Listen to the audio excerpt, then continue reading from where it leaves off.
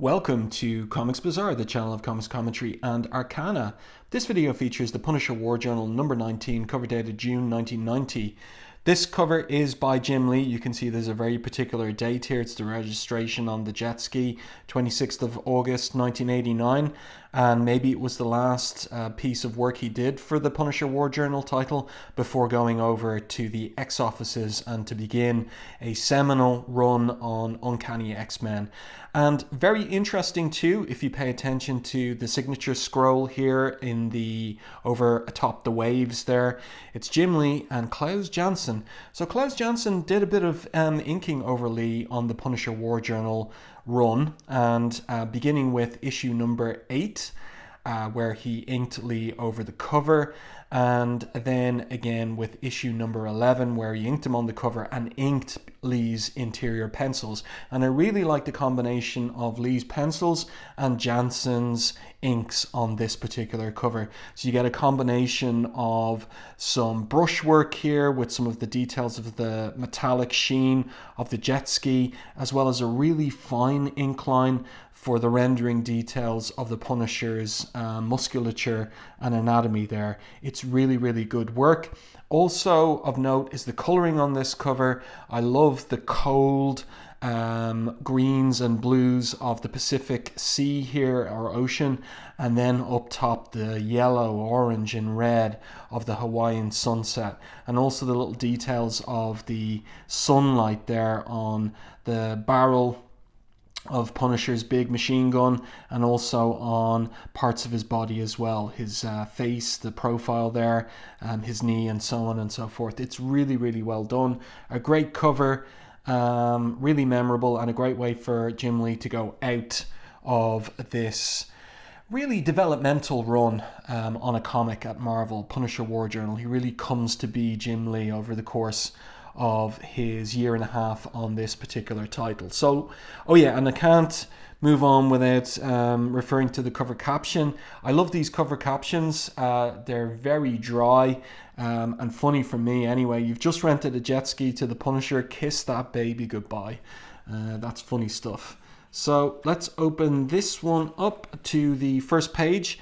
The story picks up immediately from the end of the previous issue, where the Punisher has been out in the woods around Edith, the female kahuna's cottage, and he's been trying to take on these bad guys that were targeting her, and he's ended up being knocked to the ground, and he's playing possum, but this guy's buddy is coming up behind the Punisher. Punisher is thinking that he's going to have to use this ancient shark tooth club given to him by Edith at the end of the previous issue. That's it, just a little closer, thinks the Punisher now. So I like the way he turns his head there. He gets ready to, whack the guy on the head with the shark tooth club, and you can see the guy there squeezing the trigger. So is the Punisher going to be fast enough? Let's turn the page, and page stuck together there. We get a nice big splash page of the Punisher really whacking the guy on the side of the face with that, so that his baseball cap is knocked off. We get the title of the story, Trauma in Paradise. We have our creative team over here: Carl Potts, writer; Jim Lee, penciler; Al Milgrom, inker; Don Hudson, background inker; Rick Parker, letterer; Gregory Wright, colorist, rounding out the creative team.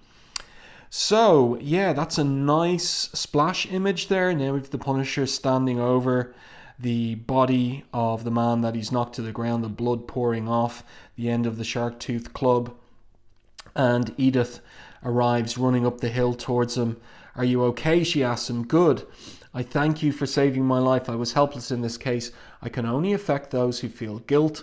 My powers to send spirits to attack these men were cancelled out when another kahuna Kalad or forgave them." So we had an explanation about this Hawaiian magic in the previous issue, and Punisher asks her the requisite question, which is, "Who else has that power, Edith?" And she replies, "I once had a young student, Jesse.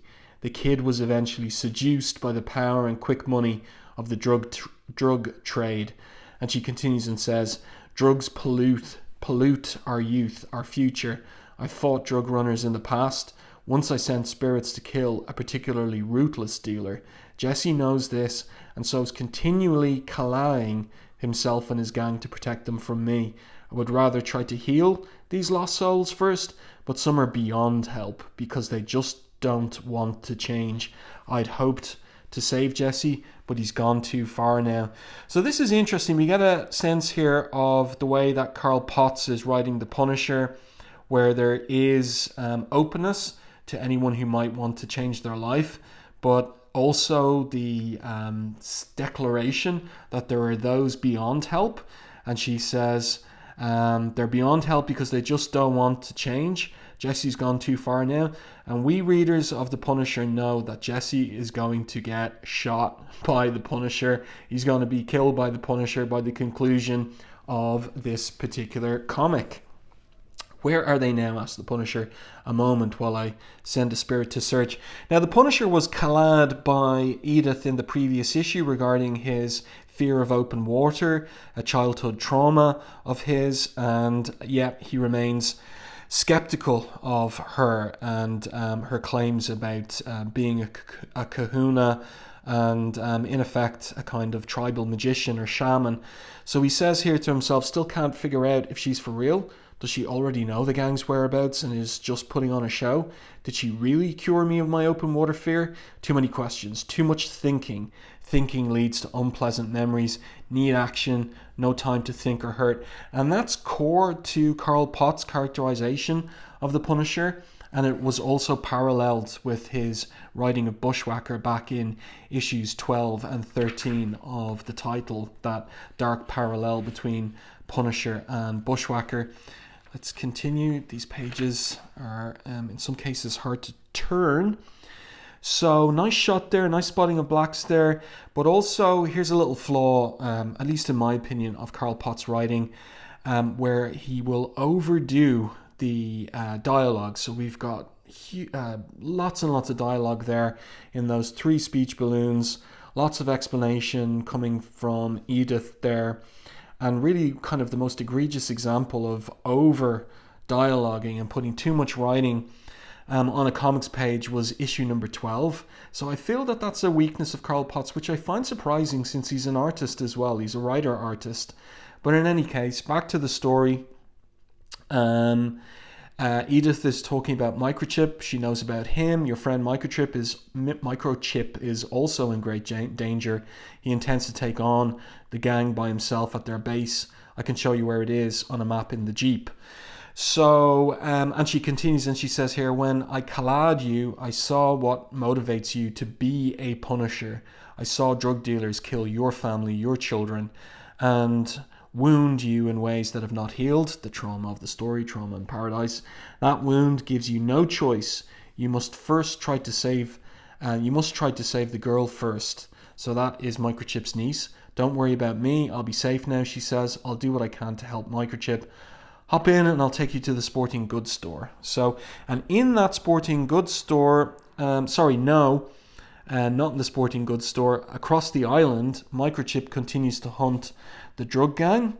So he's gone to the hospital, the nearest one to the firefight, and he reckons that maybe one of the bad guys that got winged came to the hospital for help. So he has a little trick here. Microchip is not without skills himself. So he has a little trick here where he bumps into the security guard, but he swipes his pass. That was smooth. If I were a crook, I could clean up, he thinks, now to see if the old thumb over the photo on someone else's ID works. And it does work, so the nurse at the desk gives him the information he needs. There's a man inside the emergency room now with a hole in his hand, she says. He said he got it in a farming accident. Microchip knows that that's his guy. She points him to where he is, and he sees the guy being released by the doctor. I've written out a prescription for a painkiller. Only take it if you need it. So Dirk walks off with, and this is Jesse. So we know him as the leader of the gang from the previous 2 issues of this 3-part storyline. So they get into the car and off they go, observed by Microchip, and he decides to follow them because he reckons they're going back to their base. They've got to have Tracy and her mom there if they're alive. So now we pick up with the Punisher, who's been dropped off at the sporting goods store by Edith, and just at the moment that he's going in, who's emerging from it except for Rikichi, who is a shaman in a way of Japanese culture, and he has had a vision which has led him to go to the sporting goods store and buy this boogie board, and we'll find out what that's for later in the issue. But here he's thinking to himself, the Punisher does not know that my mission is to guide him, to show him that he must fulfill the Grandmaster's last wish and become the Western world's greatest ninja. That's so interesting. So that was Carl Potts' big plan for the Punisher, like an overarching storyline of War Journal. This plan that he might be trained to be the world's greatest ninja. So very interesting, a kind of like a redemptive path for the Punisher. And he concludes thinking, Edith has helped considerably. Some things, however, are out of my control to manipulate. So now we're here to see how Punisher gets on. He goes into the sporting goods store. He wants to rent a jet ski. And now we pick up with Microchip. So Microchip has acquired a machine gun there. He lost Jesse and the guys in this off-road jungle base. Base has to be close. Have to track them down on foot, he says. And he's just avoided this bear trap as he's going through the jungle. So their base does have traps laid around it. He spots them there, bingo. I really gotta mention the colors here by Greg Wright. So he's really doing good work here to suggest sunset, the oranges and reds of the sky, and the yellows and reds that he's using to color in the characters when they're out in the evening sunlight. I think that's a nice touch on his part. He's adding his contribution to the creative whole here. So we have a little argument about Tracy's mother.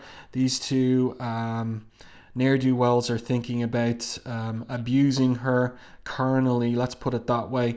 Jesse comes out and he says, I want some peace and quiet around here for my rights, because he's the kahuna, remember? He is Edith's trainee who turned to, well, let's say the dark side.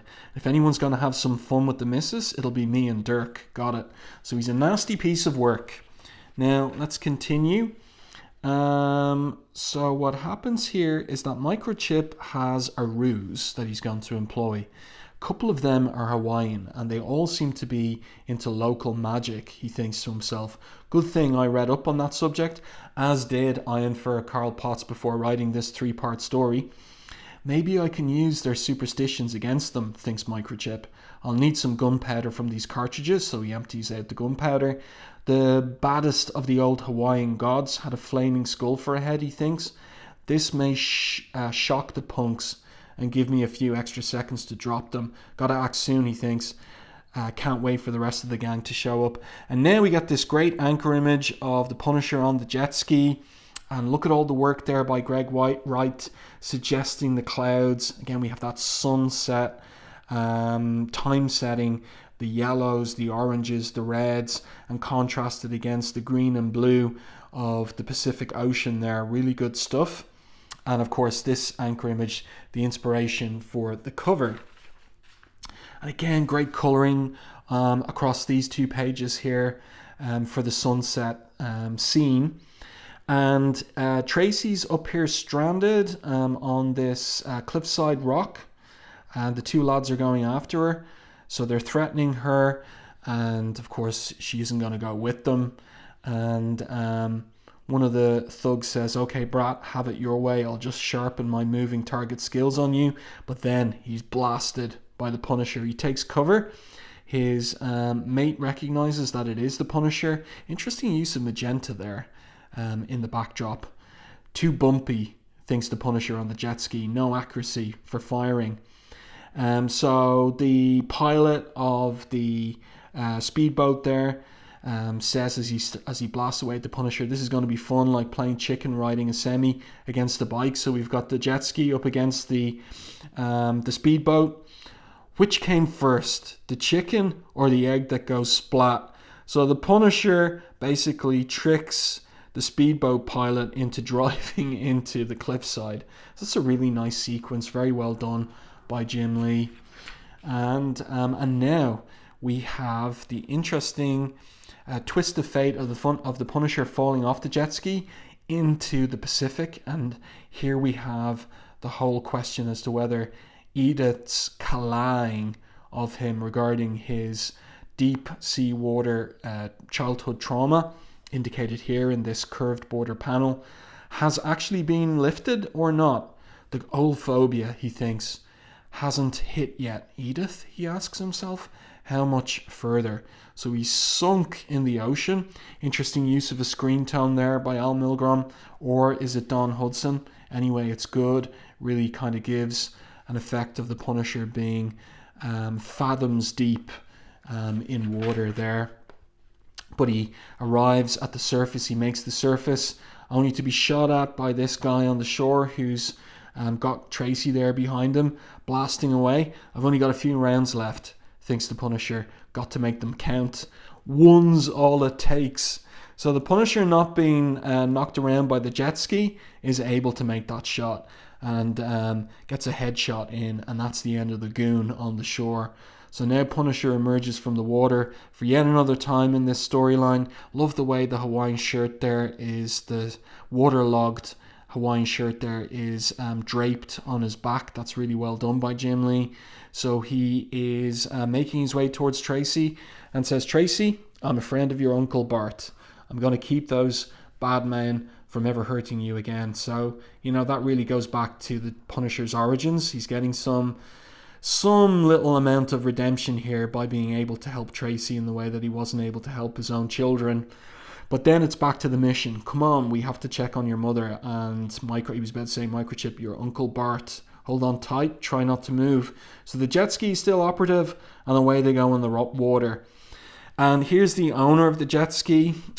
He's there thinking to himself, where'd the idiot go? It's almost dark. Better not be trying to rip me off. No one messes with Rick Maloney and gets away. And then he's shocked, and we'll see what he sees now as I turn the page. If I can separate these newsprint pages, there we go. Great anchor image of the Punisher there with Tracy on his back, stomping out of the water with a machine gun in his right hand. And he simply says to Rick, he says, keep the deposit. He just replies, sure, thanks. So there's going to be no arguments there. So I love this panel too. This is a Jim Lee device where he will give us a full horizontal slender panel that basically gives you a widescreen look, often in silhouette, of a range of characters in relation to each other. So here we have Edith arriving in her Jeep and the Punisher racing up the seashore with Tracy behind him. So Tracy's able to point out the villain's base. Edith confirms that she knew where it was too. Punisher simply says to her, sorry, I doubted you about the location of the base. And then we get a scene switch for an ongoing subplot in Carl Potts that Carl Pott is developing regarding the Kingpin, and the Kingpin looking for a new cadre to create a new cadre of assassins. And one of them is going to be the guy from issue 8, issue 8 called, what's he called again? He's called Damage. And he's been damaged. He was damaged at the end by the Punisher's van and its defense systems. So Kingpin's fixer here comes upon Damage in his hospital room, and he thinks he's severely injured, not much left of his extremities. Perfect. Damaged goods for the Kingpin. So Carl Pott's going to develop this guy into an assassin for the Kingpin, and very obviously then an enhanced opponent for the Punisher once again, and somebody that'll have a personal beef against the Punisher because of his injuries. Back on Maui, this is a great little scene here of the Hawaiian jungle. Love the way we have the indication of the Jeep there in the background in silhouette. Like, Lee didn't need to include that in the scene, but he does. That just shows how capable he is. So the Punisher is sneaking up on the base. The two women, or the Edith and the girl, insist on coming along too. So he says to them, all right, he whispers to them, all right, come on, but stay at least 10 yards behind me and keep quiet. And who else is out there in the jungle except for Microchip? And what has he done? But he has his gunpowder and coconut bomb ready, and he chucks it into the campfire. And I like the way that Lee includes here the shadows of the foliage on top of Microchip there. So the coconut bomb is thrown into the campfire. It explodes, and that gives him the proper entrance. So he starts blasting away. It looks like an M16 with an M16. That knocked him for a loop, he thinks. 2 down, 3 to go, but that's it for the ammo. So they spot him. Jesse, of course, not taken out. And he recognizes what Microchip has disguised himself as, the Flaming Skull. It's one of those, it's the Hawaiian Dark God. And that is really cool because it's basically chiming with the Punisher's skull logo. And it's like as if there is a personification of what the skull logo means here. And Microchip has done it. So that's very, very cool. And we'll see an interesting acknowledgement on the letters page in terms of who came up with this visual and maybe even who's inking this as well. And here. And let's see. So here is Microchip running at them with the fire behind him. So it gives the impression of a flaming skull. And this is intriguing because just at this time, Marvel's got a new title, Ghost Rider. Danny Ketch is the new Ghost Rider. So there's an intriguing kind of chiming going on there as well. And here he is hamming it up as this Hawaiian Dark God. Flee, flee my wrath, he says. So the guys are kind of tricked by it. And they leave Dirk behind. And he starts shooting them. There's no honor among thieves or drug criminals. So he starts shooting at them. And Jesse shoots back at him.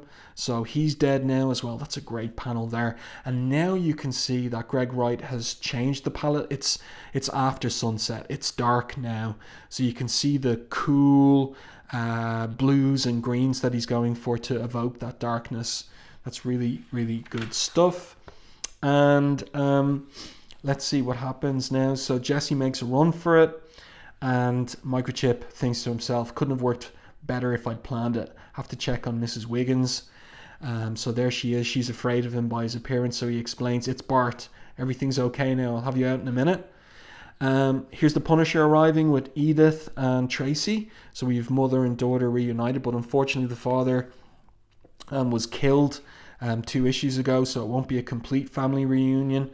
And here we have the Punisher explaining to Microchip, I came to bail you out, but it looks like I could have saved the effort. So he's kind of, respecting what Microchip has achieved. It's the thought that counts, replies Microchip. Love the face, he says. I'll have to use it sometime.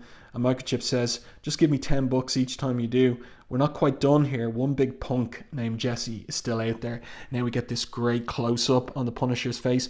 Love all the rendering there, all the hatching, all of the creased brow that we get there. That's a Jim Lee staple, and it looks really good.